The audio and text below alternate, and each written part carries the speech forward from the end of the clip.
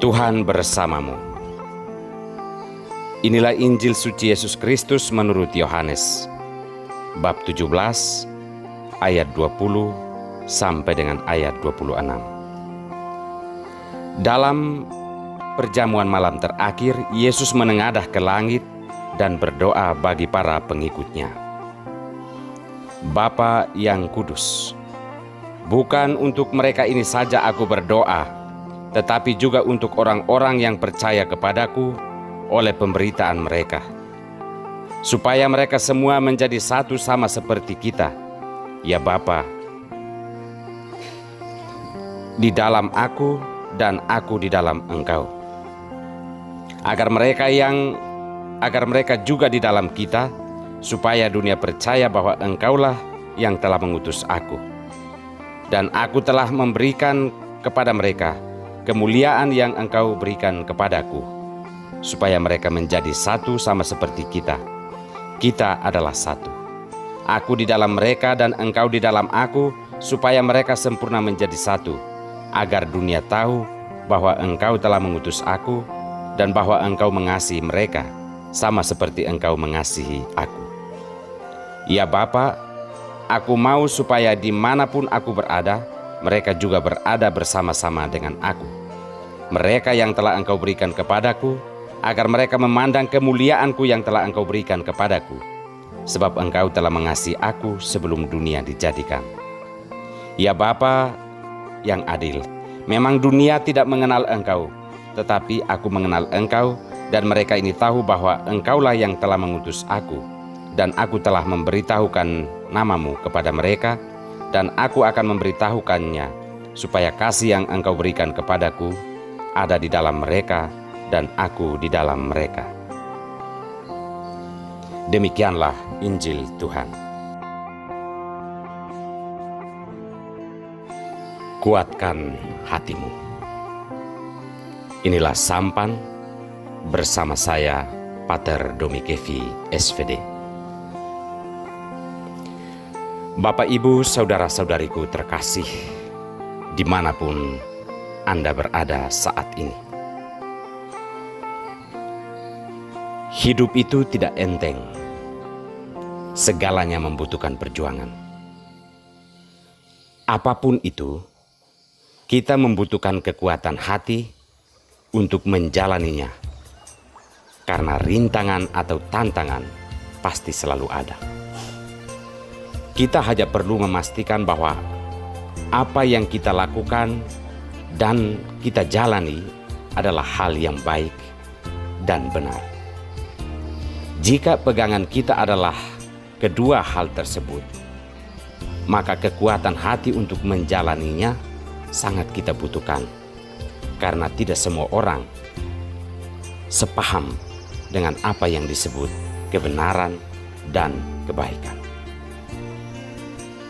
Saudara-saudariku yang terkasih, Paulus sedang berhadapan dengan persoalan yang berat di Yerusalem sekembalinya dari Efesus. Ia dipenjarakan karena karya pewartaan tentang kebenaran Allah. Dalam keadaan seperti ini, Tuhan mendatanginya dan berseru, "Kuatkan hatimu. Sebab sebagaimana engkau dengan berani bersaksi tentang aku di Yerusalem, demikian juga hendaknya engkau pergi bersaksi di Roma." Paulus mendapatkan peneguhan dari Tuhan untuk tidak berhenti bersaksi tentang kebenaran firman Allah. Kapan dan dimanapun, kesaksian itu harus terus berjalan. Hal ini merupakan tantangan berat karena situasi yang dihadapi adalah taruhan hidup. Akan tetapi, prinsip yang perlu dikuatkan adalah jauh lebih baik mempertaruhkan hidup demi sebuah nilai yang benar, ketimbang kita mempertahankan hidup demi sesuatu yang salah. Karena mungkin saja rasa sakit dan korban adalah kenyataan yang harus kita alami, namun kemenangannya adalah kita sedang bersaksi tentang Tuhan dan jalan-jalannya.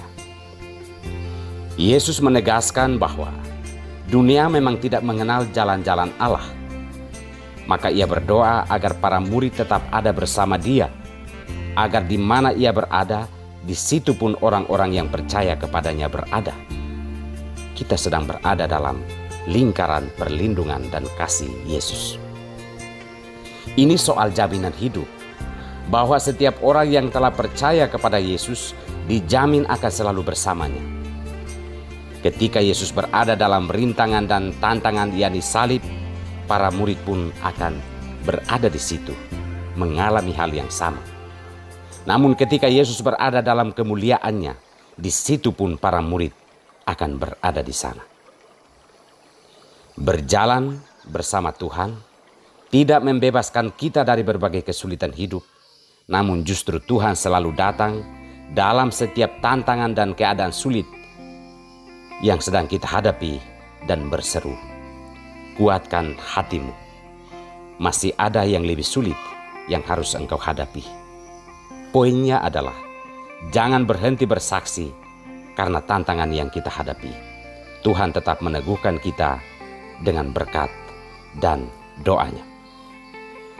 Saudara-saudariku terkasih, Tuhan tidak menyembunyikan atau melarikan kita dari persoalan hidup dunia yang semakin banyak. Tetapi Ia selalu ada bersama kita untuk meneguhkan kita, agar kesaksian tentang kebenaran Injil tetap berjalan. Kita diajak untuk tidak takut dengan tantangan dan ancaman seperti apapun, asalkan kita yakin bahwa apa yang kita lakukan adalah hal yang benar dan baik. Maka Tuhan sendiri yang akan memberikan jawaban kepada kita dan kepada dunia. Kuatkanlah hatimu, karena masih banyak tantangan yang lebih sulit yang harus kita hadapi. Pastikan kita sedang bersama Tuhan di jalan ini. Tuhan memberkati kita semua.